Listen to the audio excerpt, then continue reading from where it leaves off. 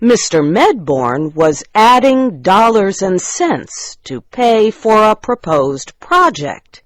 It would supply the East Indies with ice by linking a team of whales to the polar icebergs. As for the widow Wycherly, she stood in front of the mirror, greeting her image as a friend she loved better than anything in the world. "My dear old doctor," she cried, "please give me another glass." The doctor had already filled the glasses again.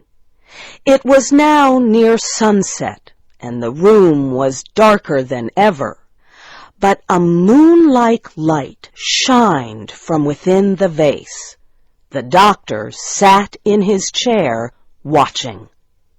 As the four guests drank their third glass of water, they were silenced by the expression on the doctor's mysterious face.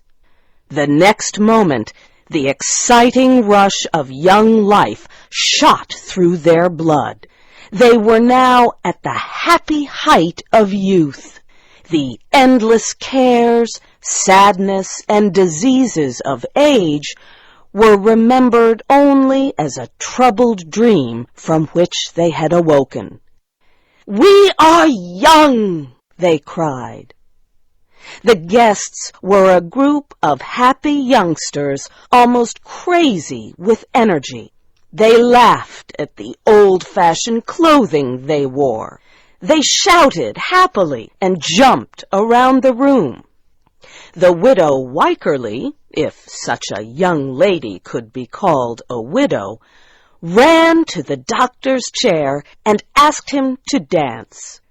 "Please excuse me," answered the doctor quietly. "My dancing days were over long ago. But these three young men would be happy to have such a lovely partner." The men began to argue violently about who would dance with her.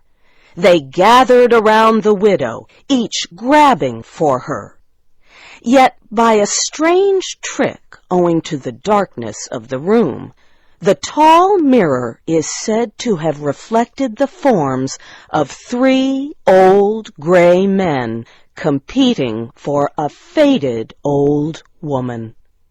As the three fought for the woman's favor, they reached violently for each other's throats.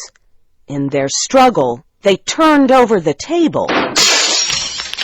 The vase broke into 1,000 pieces. The water of youth flowed in a bright stream across the floor.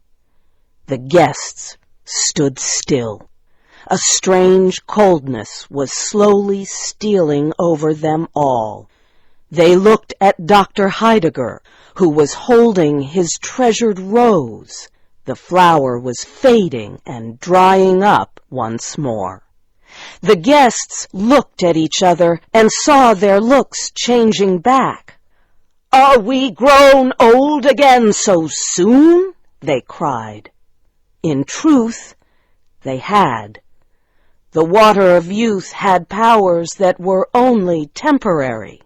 "Yes, friends, you are old again," the doctor said, "and the water of youth lies wasted on the ground.